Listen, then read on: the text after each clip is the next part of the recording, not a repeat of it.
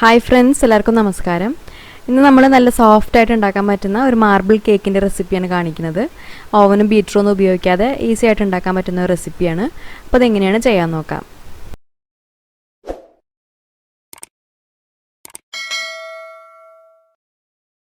അപ്പോൾ ആദ്യം നമുക്ക് ഈ കേക്ക് ബേക്ക് ചെയ്തെടുക്കാൻ വേണ്ടിയിട്ടുള്ള പാത്രം ഒന്ന് റെഡിയാക്കി വെക്കാം. അപ്പോൾ ഞാനിവിടെ അതുപോലെ നീളത്തിലുള്ള ഒരു കേക്ക് ടിന്നാണ് എടുത്തിരിക്കുന്നത്. ഇങ്ങനത്തെ പാത്രം തന്നെ എടുക്കണമെന്നില്ല, ഏത് ഷേപ്പിലുള്ള പാത്രം നമുക്ക് എടുക്കാം. ഇനിയിപ്പോൾ നിങ്ങളുടെ കയ്യിൽ ഇതുപോലുള്ള ടിന്നില്ലെങ്കിലും കുഴപ്പമൊന്നുമില്ല, സാധാരണ ഒരു സ്റ്റീൽ പാത്രം എടുത്താലും മതി. അതിലും നമുക്ക് കേക്ക് ബേക്ക് ചെയ്തെടുക്കാവുന്നതേ ഉള്ളൂ. ഇനി ഈ പാത്രത്തിൻ്റെ അടിയിലും അതുപോലെ സൈഡിലൊക്കെ കുറച്ച് ബട്ടറോ അല്ലെങ്കിൽ എണ്ണയോ ഒന്ന് നന്നായിട്ടൊന്ന് സ്പ്രെഡ് ചെയ്ത് കൊടുക്കാം. എന്നിട്ട് ഇതുപോലെ ഒരു ബട്ടർ പേപ്പർ വെച്ച് കൊടുക്കാം. ഈ ഒരു ബട്ടർ പേപ്പർ ഇല്ലെങ്കിലും കുഴപ്പമൊന്നുമില്ല. നമ്മൾ പാത്രത്തിൽ ആദ്യം കുറച്ച് എണ്ണ നന്നായിട്ടൊന്ന് ഗ്രീസ് ചെയ്തെടുത്തതിന് ശേഷം കുറച്ച് മൈദ ഇട്ടിട്ട് പാത്രത്തിൻ്റെ എല്ലാ ഭാഗത്തും നന്നായിട്ടൊന്ന് ഡസ്റ്റ് ചെയ്തെടുത്താലും മതി. അതിനുശേഷം ബട്ടർ പേപ്പറിൻ്റെ മേലെയും കുറച്ച് ബട്ടർ ഒന്ന് സ്പ്രെഡ് ചെയ്ത് കൊടുക്കാം. ഇനി ഇത് മാറ്റി വയ്ക്കാം. എന്നിട്ട് നമുക്ക് കേക്കിന് വേണ്ടിയിട്ടുള്ള ഡ്രൈ ഇൻഗ്രീഡിയൻസ് റെഡിയാക്കി വയ്ക്കാം. അപ്പോൾ ആദ്യം ഇതിലേക്ക് നമുക്ക് 1 കപ്പ് മൈദ ഇട്ട് കൊടുക്കാം. 1 കപ്പ് എന്ന് പറയുമ്പോൾ 250 ml മെഷറിംഗ് കപ്പിന് 1 കപ്പാണ് കേട്ടോ എടുത്തിരിക്കുന്നത്. പിന്നെ 1 ടീസ്പൂൺ ബേക്കിംഗ് പൗഡർ ചേർക്കാം. അതിനുശേഷം ഒരു 1/4 ടീസ്പൂണും കുറവായിട്ട് ബേക്കിംഗ് സോഡ ചേർത്ത് കൊടുക്കാം. 1/4 ടീസ്പൂണൊന്നും എടുത്തിട്ടില്ല, ഒരു 2 നുള്ളൊക്കെയാണ് എടുത്തിട്ടുണ്ടാവുള്ളൂ. അത് ചേർക്കാം. പിന്നെ കേക്കിലെ മധുരം ഒന്ന് ബാലൻസ് ചെയ്യാൻ വേണ്ടിയിട്ട് ഒരു 2 നുള്ളു ഉപ്പും ചേർത്ത് കൊടുക്കാം. എന്നിട്ട് ഇതെല്ലാം കൂടിയിട്ട് ഒന്ന് മിക്സ് ചെയ്തതിന് ശേഷം നന്നായിട്ടൊന്ന് 2-3 പ്രാവശ്യമൊക്കെ ഒന്ന് അരിച്ചെടുക്കാം. ഇപ്പോൾ ഈ മൈദയും ബേക്കിംഗ് പൗഡറും എല്ലാം കൂടിയിട്ട് നമ്മളൊരു 3 പ്രാവശ്യം അരിച്ചെടുത്തിട്ടുണ്ട്. ഇനി ഇതും മാറ്റി വയ്ക്കാം. പിന്നെ ഈ മാർബിൾ കേക്ക് എന്ന് പറയുമ്പോൾ വാനില ഫ്ലേവറും ചോക്ലേറ്റ് ഫ്ലേവറും കൂടിയിട്ടുള്ളൊരു കേക്കാണ്. അപ്പോൾ ഇനി നമുക്ക് ചോക്ലേറ്റിൻ്റെ ഒരു മിക്സും കൂടി ഇതിലേക്ക് റെഡിയാക്കി എടുക്കാനുണ്ട്. അപ്പോൾ അതിന് വേണ്ടിയിട്ടൊരു ബൗളിലേക്ക് ഒരു 1.5 ടേബിൾ സ്പൂൺ കൊക്കോ പൗഡർ ഇട്ട് കൊടുക്കാം. പിന്നെ ഇനി ഇതിലേക്ക് ഒരു 1/4 ടീസ്പൂൺ ഇൻസ്റ്റൻറ്റ് കോഫി പൗഡറും കൂടി ചേർക്കുന്നുണ്ട്. ഞാനിവിടെ ബ്രൂ ഇൻസ്റ്റൻറ്റ് കോഫി പൗഡറാണ് ചേർത്തിരിക്കുന്നത്. ചോക്ലേറ്റ് കേക്കിലൊക്കെ നമ്മൾ ഇൻസ്റ്റൻറ്റ് കോഫി പൗഡർ ചേർത്ത് കൊടുക്കാറുണ്ട്. അപ്പോൾ നല്ലൊരു ടേസ്റ്റാണ്. അപ്പോൾ കയ്യിലുണ്ടെങ്കിൽ ഒരു 1/4 മുതൽ 1/2 ടീസ്പൂൺ വരെയൊക്കെ ചേർക്കാം. ഇനി ഇതിലേക്ക് ഒരു 2 ടേബിൾ സ്പൂൺ നല്ല ചൂടുവെള്ളം ഒഴിച്ചു കൊടുക്കാം. എന്നിട്ടിത് നന്നായിട്ടൊന്ന് മിക്സ് ചെയ്തെടുക്കാം. ഈ കൊക്കോ പൗഡറിൽ നിറയെ കട്ടകളുണ്ടാവും. അപ്പോൾ അതൊന്നും ഉടഞ്ഞ് കിട്ടാൻ വേണ്ടിയിട്ട് നല്ല ചൂട് വെള്ളമോ അല്ലെങ്കിൽ ചൂടുള്ള പാലോ ഒഴിച്ചു കൊടുത്തിട്ട് ഇതുപോലെ നന്നായിട്ടൊന്ന് അങ്ങോട്ട് മിക്സ് ചെയ്തെടുത്താൽ മതി. ഇനി ഈ ഒരു കേക്കിന് വേണ്ടിയിട്ടുള്ള വെറ്റ് ഇൻഗ്രീഡിയൻസ് റെഡിയാക്കാൻ വേണ്ടിയിട്ട് മിക്സി ജാറാണ് നമ്മൾ എടുത്തിരിക്കുന്നത്. അപ്പോൾ അതിന് പകരമായിട്ട് നിങ്ങൾക്ക് വേണമെങ്കിൽ ബീറ്റർ എടുക്കാം, അല്ലെങ്കിൽ ഒരു ഹാൻഡ് വിസ്ക് എടുത്താലും മതി. ഇനി ആദ്യം നമുക്ക് ഇതിലേക്ക് കേക്കിന് മധുരത്തിന് ആവശ്യമായിട്ടുള്ള പഞ്ചസാര ചേർത്ത് കൊടുക്കാം. അപ്പോൾ ഞാനിവിടെ 3/4 കപ്പ് പഞ്ചസാരയാണ് എടുത്തിരിക്കുന്നത്. അപ്പോൾ മധുരത്തിൻ്റെ അളവൊക്കെ നമുക്ക് എത്ര വേണ്ടത് വെച്ചാൽ അതിനനുസരിച്ച് ചേർത്ത് കൊടുക്കാം. എന്നിട്ട് ആദ്യം ഈ പഞ്ചസാര ഇതുപോലെ നന്നായിട്ടൊന്ന് പൊടിച്ചെടുക്കുക. ഇനി ഇതിലേക്ക് നമുക്ക് ഒരു 1/4 കപ്പ് റൂം ടെമ്പറേച്ചറിലുള്ള ബട്ടർ ചേർത്ത് കൊടുക്കാം. അപ്പോൾ ബട്ടറൊക്കെ നമ്മൾ ഫ്രിഡ്ജിൽ വെച്ചിരിക്കുകയാണെങ്കിൽ കേക്ക് ഉണ്ടാക്കുന്നതിൻ്റെ ഒരു 2-3 മണിക്കൂറൊക്കെ മുൻപായിട്ട് പുറത്തെടുത്ത് വെക്കണം. എന്നിട്ട് റൂം ടെമ്പറേച്ചറിൽ അതിന് ശേഷം മാത്രം ചേർത്ത് കൊടുക്കുക. അല്ലെങ്കിൽ പിന്നെ നമുക്ക് ബട്ടർ നന്നായിട്ട് ഉരുക്കിയെടുത്തിട്ടും ചേർത്ത് കൊടുക്കാം. അപ്പോൾ ചൂടൊക്കെ നന്നായി മാറി റൂം ടെമ്പറേച്ചറിൽ അതിന് ശേഷം മാത്രം ചേർക്കുക. അതിന് ശേഷം ഇതിലേക്ക് ഒരു 1/4 കപ്പ് ഓയിലും ചേർത്ത് കൊടുക്കാം. ഓയിൽ എന്ന് പറയുമ്പോൾ നമുക്ക് ഏതെങ്കിലും വെജിറ്റബിൾ ഓയിൽ ഇതിനായിട്ട് എടുക്കാം. ഇപ്പോൾ നമ്മളിവിടെ ബട്ടറും ഓയിലും കൂടിയിട്ട് 1/2 കപ്പാണ് ചേർത്തിരിക്കുന്നത്.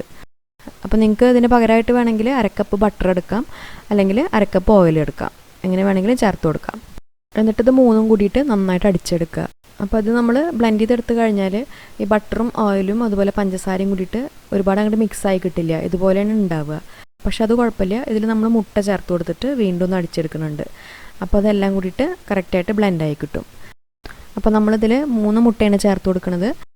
റൂം ടെമ്പറേച്ചറിലുള്ള മുട്ട തന്നെ ചേർക്കാനായിട്ട് ശ്രദ്ധിക്കുക. പിന്നെ ഇതിൽ മുട്ടയുടെ ആ സ്മെല്ലൊക്കെ ഒന്ന് കുറയാനും കേക്കിന് നല്ലൊരു ഫ്ലേവറൊക്കെ കിട്ടാൻ വേണ്ടിയിട്ട് ഒരു 1/2 ടീസ്പൂൺ വാനില എസൻസും ചേർത്ത് കൊടുത്തിട്ട് ഇത് നന്നായിട്ട് ഇതുപോലെ അടിച്ചെടുക്കുക. ഇനി അടിച്ചെടുത്തിട്ടുള്ള ഈ ഒരു മിക്സ് നമുക്ക് ഒരു ബൗളിലേക്ക് മാറ്റാം.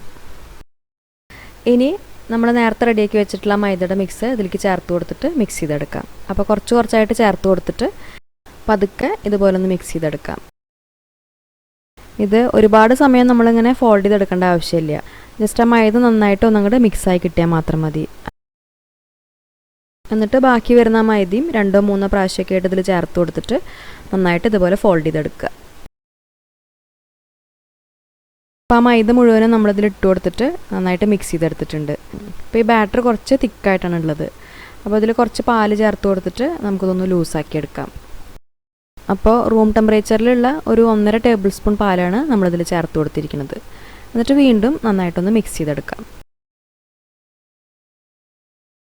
ഇനി ഈ ബാറ്ററിൽ നിന്ന് നമുക്ക് ഇതിൻ്റെ ഒരു 1/4 ഭാഗത്തിലും കുറച്ച് കൂടുതലായിട്ട് നമ്മൾ നേരത്തെ റെഡിയാക്കി വെച്ചിട്ടുള്ള ആ കൊക്കോ പൗഡറിൻ്റെ മിക്സിലേക്ക് ചേർത്ത് കൊടുക്കുക. എന്നിട്ട് ബാക്കി വരുന്ന ആ ബാറ്റർ മാറ്റി വയ്ക്കുക. എന്നിട്ട് ഇത് നന്നായിട്ടൊന്ന് മിക്സ് ചെയ്തെടുക്കാം. ഇപ്പോൾ നമ്മുടെ കേക്കിന് വേണ്ടിയിട്ടുള്ള 2 ബാറ്ററും റെഡി ആയിട്ടുണ്ട്. ഇനി നമ്മൾ നേരത്തെ റെഡിയാക്കി വെച്ചിട്ടുള്ള ആ കേക്ക് ടിന്നിൽ ഈ 2 ബാറ്ററും ഒഴിച്ചു കൊടുക്കുകയാണ് വേണ്ടത്. അപ്പോൾ ആദ്യം വാനില മിക്സ് കുറച്ച് ഒഴിച്ചു കൊടുക്കാം. എന്നിട്ട് അതിൻ്റെ മേലെ അവിടെ ഇവിടെയൊക്കെ ആയിട്ട് കുറച്ച് ചോക്ലേറ്റ് മിക്സും ഒഴിച്ചു കൊടുക്കാം.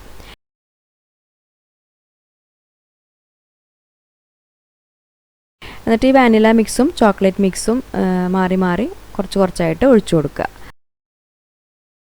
ഈ കേക്കിനൊരു മാർബിൾ ഡിസൈൻ കിട്ടാൻ വേണ്ടിയിട്ടാണ് നമ്മളിങ്ങനെ 2 ബാറ്ററും മാറി മാറിയിട്ട് ഒഴിച്ചു കൊടുക്കുന്നത്. ഈ 2 ബാറ്ററും കഴിയുന്നത് വരെ ഇതുപോലെ കുറച്ചായിട്ട് അവിടെ ഇവിടെ ആയിട്ട് ഒഴിച്ചു കൊടുക്കുക. ഇപ്പോൾ 2 ബാറ്ററും മുഴുവനായിട്ട് നമ്മൾ ഇതുപോലെ ഒഴിച്ചു കൊടുത്തിട്ടുണ്ട്. ഇനി നമുക്കൊരു സ്ക്വയർ എന്തെങ്കിലും വെച്ചിട്ട് ഇതുപോലെ ജസ്റ്റ് ഒന്ന് അങ്ങോട്ട് മിക്സ് ചെയ്ത് കൊടുക്കാം. ഇങ്ങനെ ചെയ്യണം നിർബന്ധമൊന്നുമില്ല. നമ്മൾ കേക്ക് കട്ട് ചെയ്ത് കഴിഞ്ഞാൽ അതിൻ്റെ മേലെ ആ മാർബിൾ ഡിസൈൻ കറക്റ്റായിട്ട് കിട്ടാൻ വേണ്ടിയിട്ട് ജസ്റ്റ് ഇങ്ങനെ ചെയ്യുന്നേ ഉള്ളൂ. അതിനുശേഷം ഇതിൽ വല്ല എയർ ബബിൾസ് ഉണ്ടെങ്കിൽ അത് പോകാൻ വേണ്ടിയിട്ട് ഒരു 2-3 പ്രാവശ്യം ഒന്ന് ടാപ്പ് ചെയ്ത് കൊടുക്കാം. എന്നിട്ട് നമുക്കത് ബേക്ക് ചെയ്തെടുക്കാം. ഇനി മീഡിയം ഫ്ലെയിമിൽ ഒരു 10 മിനിറ്റ് ചൂടാക്കി എടുത്തിട്ടുള്ള ഒരു കടായിലാണ് നമ്മളിത് ബേക്ക് ചെയ്തെടുക്കുന്നത്, ഓവനിലല്ല. ഇതിന് പകരമായിട്ട് നിങ്ങൾക്ക് വേണമെങ്കിൽ ബേക്ക് ചെയ്തെടുക്കാനായിട്ട് പ്രഷർ കുക്കറോ അല്ലെങ്കിൽ അടികട്ടിയുള്ള ഏതെങ്കിലും ഒരു പാത്രം എടുക്കാം. അപ്പോൾ പാത്രത്തിൽ ആദ്യം ഒരു തട്ടോ അല്ലെങ്കിൽ ഇതുപോലെ ചെറിയൊരു പ്ലേറ്റോ വെച്ച് കൊടുത്തിട്ട് അത് അടച്ചു വെച്ചിട്ട് നമ്മൾ ഒരു 10 മിനിറ്റ് മീഡിയം ഫ്ലെയിമിൽ നന്നായിട്ട് ചൂടാക്കി എടുക്കുകയാണ് ചെയ്യേണ്ടത്. ഉപ്പൊന്നും ഇട്ട് കൊടുക്കണ്ട, ഉപ്പൊന്നും ഇടാതെ തന്നെയാണ് നമ്മളിത് ചൂടാക്കി എടുത്തിട്ടുള്ളത്. ഇനി ഈ പാത്രത്തിലേക്ക് നമുക്ക് ഈ ഒരു കേക്ക് ടിൻ വെച്ച് കൊടുക്കാം. എന്നിട്ട് ഫ്ലെയിം നന്നായി കുറച്ച് വെച്ചിട്ട്, അതായത് ലോ ഫ്ലെയിമിൽ വെച്ചിട്ട് ഒരു 45 മുതൽ 50 മിനിറ്റ് വരെ നമുക്കിത് ബേക്ക് ചെയ്തെടുക്കാം. പിന്നെ ഈ ഒരു ബേക്കിംഗ് ടൈമിൽ നമ്മുടെ ഓരോരുത്തരുടെയും സ്റ്റവിൻ്റെ ഫ്ലെയിമിനനുസരിച്ച് വ്യത്യാസം ഉണ്ടാകും. അപ്പോൾ എന്തായാലും നമ്മൾ അരമണിക്കൂർ വരെ ഇത് തുറന്ന് നോക്കരുത്. അരമണിക്കൂറിന് ശേഷം തുറന്ന് നോക്കുക. അതിന് മുൻപായിട്ട് നമ്മൾ തുറന്നു കഴിഞ്ഞാൽ കേക്കിൻ്റെ മേൽഭാഗം താഴ്ന്നു പോവും. അപ്പോൾ എന്തായാലും അരമണിക്കൂർ കഴിഞ്ഞിട്ട് ചെക്ക് ചെയ്ത് നോക്കുക. ഇപ്പോൾ ഒരു 50 മിനിറ്റിന് ശേഷം നോക്കുമ്പോൾ നമ്മുടെ കേക്ക് നന്നായിട്ട് ബേക്കായി വന്നിട്ടുണ്ട്. സ്ക്വയറൊക്കെ നല്ല ക്ലീനായിട്ട് കിട്ടിയിട്ടുണ്ട്. ഇനി ഇത് പുറത്തെടുത്ത് വെച്ചിട്ട് നന്നായിട്ട് തണുത്ത് വന്നാൽ കേക്ക് നമുക്ക് ടിന്നിൽ നിന്ന് എടുക്കാം. ഇതിങ്ങനെ തൊട്ട് നോക്കുമ്പോഴേ നമുക്ക് അറിയാൻ പറ്റും, നല്ല സോഫ്റ്റ് ആയിട്ടുള്ളൊരു കേക്കാണിത്. ഇനി ഇതൊന്നും തണുത്ത് വന്നാൽ ഇതുപോലെ ഒരു സ്പാറ്റിലോ അല്ലെങ്കിൽ ഒരു കത്തിയോ വെച്ചിട്ട് സൈഡൊക്കെ ഒന്ന് വിടിയിച്ച് കൊടുക്കാം. എന്നിട്ടൊന്ന് കമിഴ്ത്തി വെച്ച് കൊടുക്കുമ്പോഴേക്കും തന്നെ ഈസി ആയിട്ട് ഇത് വിട്ട് കിട്ടും. കണ്ടില്ലേ, ഇതിൻ്റെ അടിഭാഗമൊക്കെ പെർഫെക്റ്റ് ആയിട്ട് ബേക്കായി കിട്ടിയിട്ടുണ്ട്. ഇനി ഇത് നമുക്ക് ഇഷ്ടമുള്ള രീതിയിൽ സ്ലൈസ് ചെയ്തെടുക്കാം. സ്ലൈസ് ചെയ്യുമ്പോഴേ നിങ്ങൾക്ക് മനസ്സിലാവണില്ലേ ഇതിൻ്റെ സോഫ്റ്റ്നെസ്. ഇതെടുക്കുമ്പോൾ വലിയ വെയിറ്റ് ഒന്നുമില്ല, നല്ല സോഫ്റ്റാണ്. ഇതിൻ്റെ ഉൾഭാഗമൊക്കെ നല്ലൊരു ടെക്സ്ചറിൽ കിട്ടിയിട്ടുണ്ട്. പിന്നെ അതുപോലെ ആ മാർബിൾ ഡിസൈനും കറക്റ്റായിട്ട് വന്നിട്ടുണ്ട്. കഴിക്കാൻ നല്ല ടേസ്റ്റാണ്, നല്ലൊരു അടിപൊളി കേക്ക് തന്നെയാണ്. അപ്പോൾ ഈ ഒരു കേക്കിൻ്റെ റെസിപ്പി നിങ്ങൾക്ക് ഇഷ്ടപ്പെട്ടു എന്ന് വിചാരിക്കുന്നു. എന്തായാലും ട്രൈ ചെയ്യുന്ന സമയത്ത് അഭിപ്രായങ്ങളൊക്കെ അറിയിക്കൂ. പിന്നെ ഈ വീഡിയോ നിങ്ങൾക്ക് ഇഷ്ടപ്പെട്ടാൽ ലൈക്ക് ചെയ്യുക. അതുപോലെ തന്നെ ഫ്രണ്ട്സിനും ഫാമിലിക്കൊക്കെ വീഡിയോ ഒന്ന് ഷെയർ ചെയ്ത് കൊടുക്കുക. പിന്നെ ചാനൽ ഇതുവരെ സബ്സ്ക്രൈബ് ചെയ്യാത്തവരുണ്ടെങ്കിൽ മറക്കാതെ ഒന്ന് സബ്സ്ക്രൈബ് ചെയ്ത് സപ്പോർട്ട് ചെയ്യുക. അപ്പോൾ ഇനി നല്ലൊരു ഈസി റെസിപ്പി ആയിട്ട് വീണ്ടും കാണാം. താങ്ക്